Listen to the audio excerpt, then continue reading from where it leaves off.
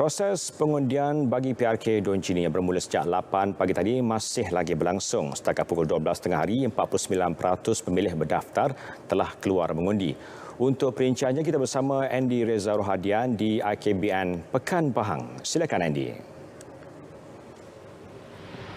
Syah, calon Barisan Nasional BN Muhammad Syarif Mat Zain mengundi di Sekolah Agama Rakyat Felda Cini 3. Beliau bersama isterinya Nur Hiliana Abdul Majid tiba di lokasi pukul 9.05 pagi tadi. Manakala dua lagi calon bebas, Datuk Tengku Zainul Hisham Tengku Husin dan Muhammad Syukri Muhammad Ramli tidak mengundi kerana mereka berdua bukan pemilih berdaftar bagi Don Cini. Seramai 20,816 pengundi biasa bagi PRK Don Cini melaksanakan tanggungjawab masing-masing hari ini. 13 pusat pengundian melibatkan 65 saluran dibuka bermula pukul 8 pagi hingga 5.30 petang nanti. Untuk makluman anda, Suruhanjaya Pilihan Raya SPR telah mengeluarkan waktu cadangan keluar mengundi seperti yang tertera di dalam kad pengundian. Waktu keluar mengundi yang dicadangkan adalah 8 pagi hingga 10 pagi, 10 pagi hingga 12 tengah hari, 12 tengah hari hingga 2 petang, 2 petang hingga 4 petang dan 4 petang hingga 5.30 petang.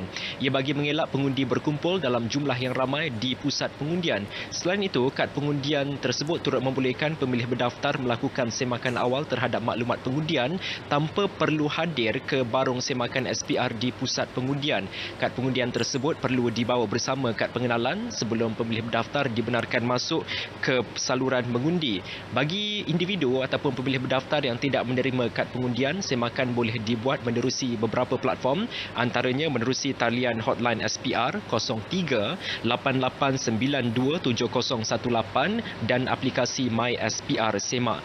Untuk makluman anda juga, penjalanan pilihan raya kecil PRK Don Cini berlangsung dalam suasana normal baharu tatkala negara masih lagi berdepan dengan pandemik COVID-19. Prosedur operasi standard SOP khas diguna pakai pada hari pengundian hari ini bagi mengurangkan ataupun mengelak risiko jangkitan COVID-19. 10 perkara diberi penekanan dalam SOP khas tersebut. Salah satunya adalah mengenai kawalan kehadiran perlu dalam jumlah yang minima. Selain itu, penjarakan sosial perlu dipatuhi di pusat pengundian. Semua pengundi juga wajib memakai pelitup hidung dan mulut sepanjang proses pengundian. Cecair pembasmi kuman juga wajib dipakai yang disediakan di 3 lokasi utama, iaitu di pintu masuk dan keluar saluran mengundi selain di saluran mengundi itu sendiri.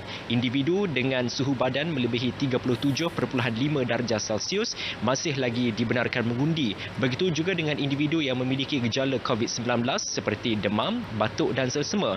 Bagaimanapun, proses pengundian bagi mereka yang bergejala dan melebihi suhu badan yang ditetapkan akan berlangsung di dalam kemah khas yang dipantau oleh pegawai kesihatan. Untuk makluman anda juga, proses pengundian unik sedikit kerana kita menyesuaikan dengan SOP baharu COVID-19 di mana para pengundi akan dicalit dakwat khas pilihan raya tersebut di jari telunjuk kirinya menggunakan brus pakai buang. Kemudian tangan pengundi akan disarungkan dengan sarung tangan getah sebelum mereka dibenarkan mengundi. Ini semua selari dengan garis panduan pencegahan COVID-19.